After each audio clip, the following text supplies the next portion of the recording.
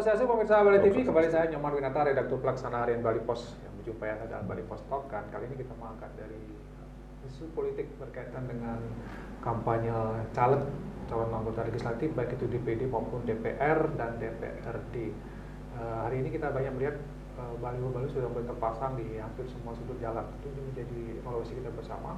Apakah ini efektif? Dan apakah mungkin masyarakat bisa mengenal dengan hanya lewat baliho atau mungkin ada cara-cara lain harusnya dilakukan oleh para caleg agar masyarakat mengetahui dan mau memilih para caleg yang mungkin jumlahnya sampai ribuan ini. Kita akan mewawancari Bapak Dr. Imadi Anom Wiranata, akademisi di FISIP Universitas Udayana. Kita sapa dulu narasumber kita. Om Swastiastu, Pak Anom. Om Swastiastu, Pak Nyoman. Gimana kabar, sehat ya? Saya baik-baik. Situasi politik mulai menghangat ini. Betul. Mulai ramai nih. Mulai ramai ya, termasuk pilpres ya. Yeah. Kita ngomongin pencalek pilpres yang isu nasional. Kita coba lokal di calon anggota legislatif, ada DPD, ada DPRD dan DPR ini juga ada dari perwakilan Dapil Bali. Nah, selama ini menggunakan baliho. Gimana tanggapan Pak?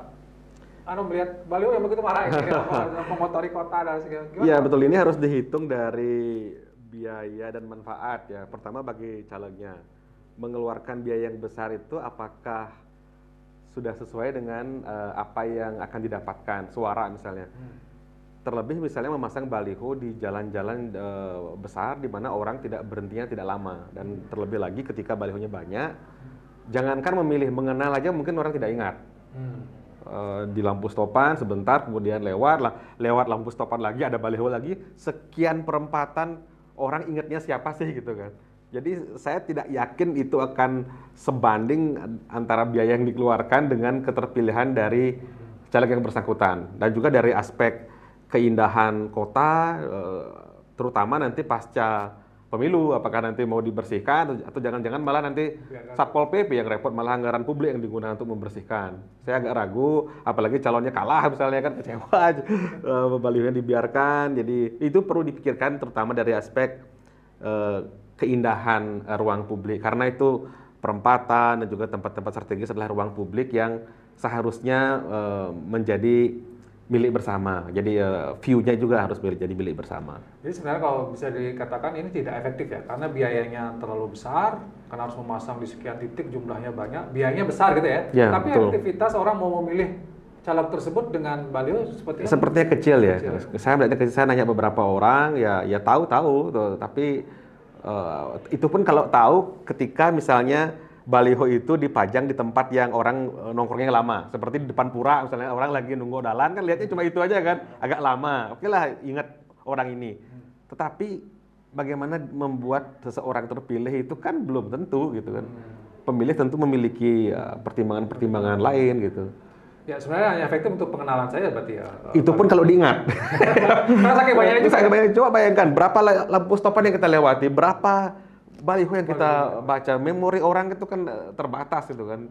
Jadi ya hanya tempat-tempat yang ketika displaynya itu orang bisa agak lama lihatnya, itu pun baru dikenal aja, belum tentu orang mau memilih. Ya, itu sebenarnya kalau misalnya walaupun baliho banyak, tapi masyarakat belum begitu mengenal dengan baik ya. Iya betul. Siapa caleg-calegnya. Nah kalau Pak Anom, apa yang lebih efektif katakanlah di luar baliho untuk bisa melakukan proses sosialisasi, proses kampanye bagi para caleg? Ya, saya memperhatikan perkembangan kampanye di negara-negara barat. Ketika di Amerika Serikat, saya melihat pola yang terbaik yang selama ini diyakini. Yang pertama adalah door to door, menyapa langsung, engagement. Saya melihat itu ada relawan yang datang ke rumah-rumah, menyampaikan gagasan secara efektif, memberikan visual tentang kampanye yang dia lakukan. Dan pesan kampanyenya itu harus jelas posisinya, jelas isu yang akan dibahas. Kalau bicara kesejahteraan sosial, kemakmuran, semua caleg membicarakan itu. Kalau misalnya calegnya fokus pada isu, misalnya kami akan mengatasi isu sampah ini telah diabaikan, kami adalah orang yang akan mengurusi ini dengan serius, nah itu kan jelas posisinya. Jadi seperti produk lah, jelas posisinya, target konstituennya siapa, kepada siapa dia bicara apa. Nah itu dengan door to door itu akan lebih jelas pesannya, dan juga ada sentuhan emosi. Sehingga caleg ini dia harus punya orang banyak. Jauh lebih efektif menyebar relawan banyak daripada dia datang ke sebuah tempat rombongan banyak orang gitu kan. Nah itu tidak akan bisa menjangkau banyak. Yang kedua adalah dengan platform media sosial.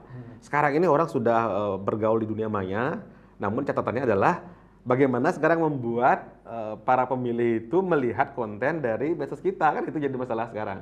Sehingga para tim ini dan juga caleg itu harus merekrut, mencari orang yang memiliki follower banyak, yang dalam tanda kutip istilahnya opinion maker, mereka yang mempengaruhi opini atau orang yang terkenal lah, orang yang populer. Nah, mereka perlu dirangkul, diberikan persuasi apa program-program dari caleg yang bersangkutan. Oke, jadi kalaupun menggunakan media sosial, tetap kalau dia punya akun media sosial sendiri belum tentu dilihat sama orang. Belum dilihat. Dia harus mencari orang yang atau akun media sosial yang punya follower yang banyak. Iya, betul ya. Gitu ya. Betul, karena mereka kan itu untuk tampil di medsos itu kan harus ada followernya, harus ada anggotanya. Bagaimana cara membuat itu tampil, karena dia juga akan pasti bersaing dengan kompetitor yang juga menggunakan cara sama.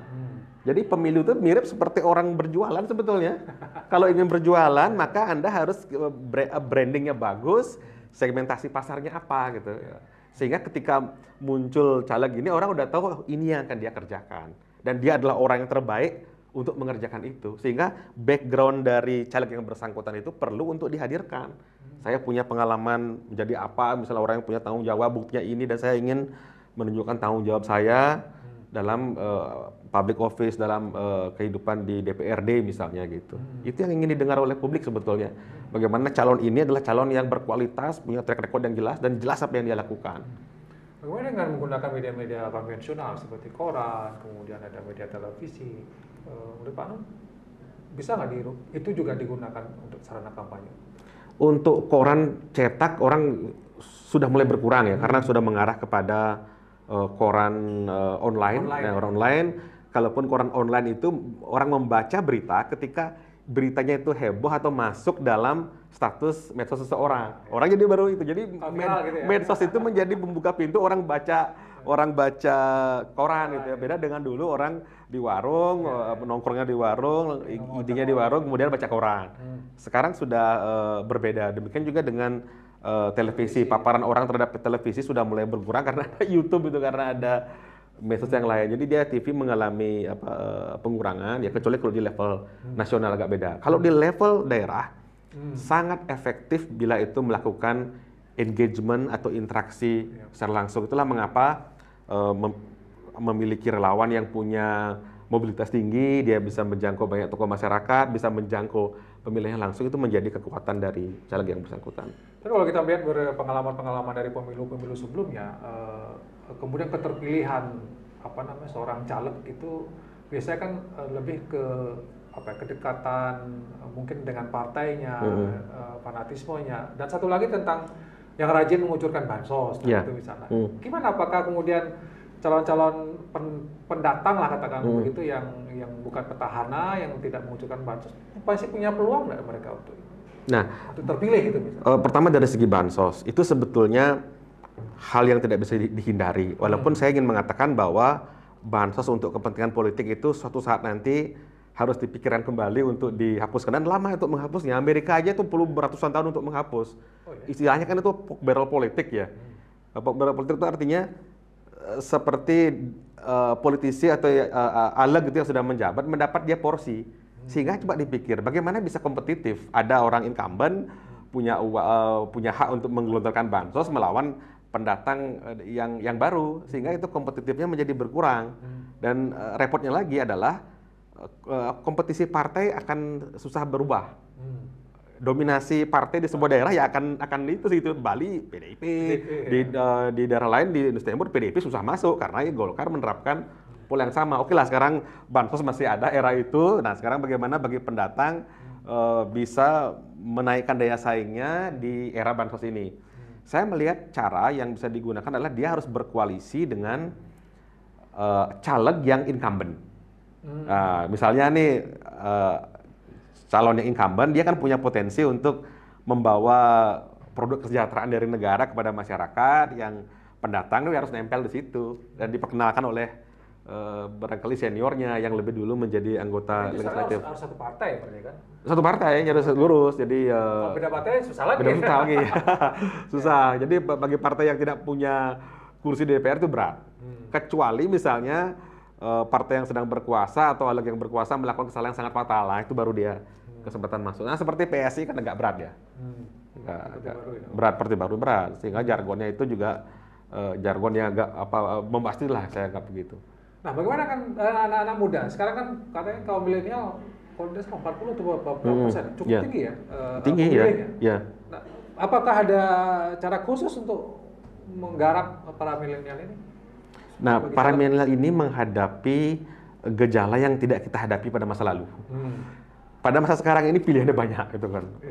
Pilihannya banyak. Di sini aja mahasiswa kan aktivitasnya banyak sekali pilihannya.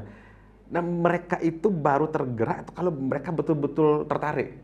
Jadi itu harus dipastikan bahwa platform kampanye itu sesuai dengan kebutuhan anak-anak milenial.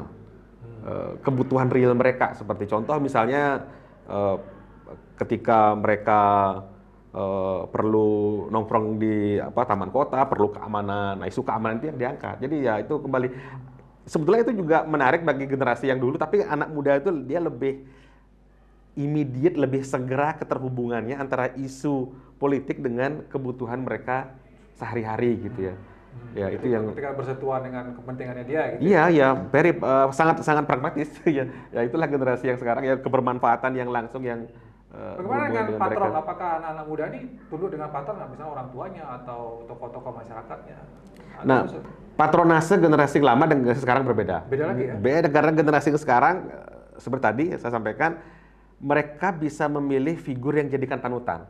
Kalau dulu misalnya orang tua, pamannya gitu kan, sekarang dia punya pilihan, dan bahkan patron itu mungkin tidak dia temui langsung, dia lihat di medsos misalnya, dia jadikan itu sebagai dia acuan. mandiri gitu ya? Dia memiliki kebebasan untuk mencari siapa orang yang cocok dengan dirinya, sehingga patron yang konvensional, orang tua, keluarga itu menjadi berkurang. Termasuk juga di desa, misalnya desa adat, Banjar agak susah. Kalau dulu kan ada Kebulatan TK dan sekarang susah seperti Susah itu. karena seperti tadi sumber informasinya sudah banyak, apalagi mengajak anak muda untuk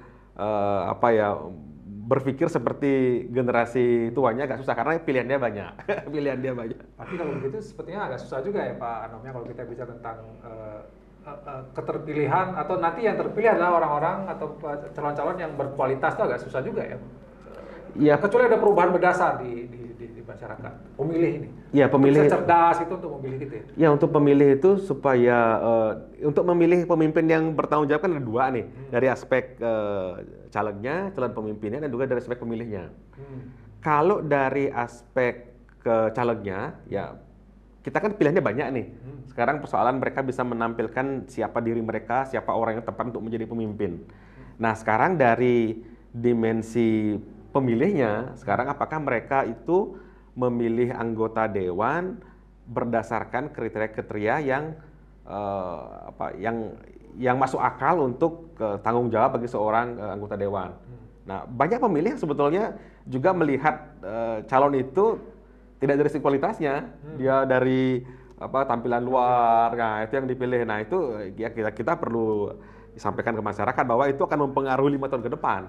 Dan itu Ada yang ngasih amplop gitu ya. apalagi begitu. Kayaknya masih ada juga kayak. Iya masih ada. Jadi pemilih perlu mengecek lagi track record dari yang bersangkutan. Itu yang kemewahan yang dimiliki oleh pemilih dalam demokrasi adalah itu, jangan sampai disia-siakan dengan politik uang, dengan suap, itu jangan sampai terpengaruh karena itu. Tapi mungkin media kemudian akademisi dan yang berkepentingan dalam hal ini hanya bisa menghimbau ya Pak. Iya betul. Menghimbau masyarakat agar memilih caleg-caleg yang terbaik lah ya, yang tidak hanya mengobrol. Oke, di closing statement silakan Pak Anom mungkin mempertegas kembali, mengajak masyarakat untuk memilih kepada caleg, mungkin dulu kampanye seperti apa yang sebaiknya, kemudian kepada masyarakat seperti apa cara memilihnya. Baik pemirsa, kita mendekati atau menjelang pemilu. Dan pasti ini adalah waktu yang terbaik untuk bisa berinteraksi dengan para caleg. Dan harapan kami sebagai akademisi, komunikasi dengan para caleg itu perlu dibuatkan semacam komitmen politik, apa yang akan dikerjakan oleh para caleg itu ketika mereka terpilih. Jangan sampai ketika mereka terpilih, mereka tidak lagi berkomunikasi. Program atau tindakan apa yang mereka lakukan. Dan juga penting untuk melihat track record dari caleg yang bersangkutan, apa yang telah dikerjakan dia, baik bagi mereka yang sedang incumbent maupun mereka yang sebagai pendatang. Hal-hal baik apa yang pernah mereka kerjakan. Jangan sampai memilih caleg yang belum jelas kredibilitasnya, karena itu akan berpengaruh bagi keberlangsungan atau kualitas hidup kita bersama. Dan pemirsa barangkali sudah mengetahui dalam kehidupan sehari-hari, kalau salah pilih pemimpin, pengaruhnya real ya. Jadi dijadikan itu wilayah kita sebagai milik bersama, carilah pemimpin yang terbaik. Terima kasih. Baik, terima kasih Pak Noh, dan terima kasih pemirsa atas perhatian Anda. Tentu dalam proses pemilu ini yang sudah semakin mendekati, kita perlu bersama-sama untuk bersikap cerdas gitu ya, untuk memilih caleg-caleg kita seperti yang Pak Noh sampaikan. Jangan sampai kita memilih pemimpin atau anggota legislatif yang kemudian tidak memberikan dampak pengaruh terhadap kesejahteraan masyarakat. Sekali lagi terima kasih atas perhatian Anda. Kita tutup dengan Om Santi. Om Santi, Santi, Santi. Om Santi, Santi, Om.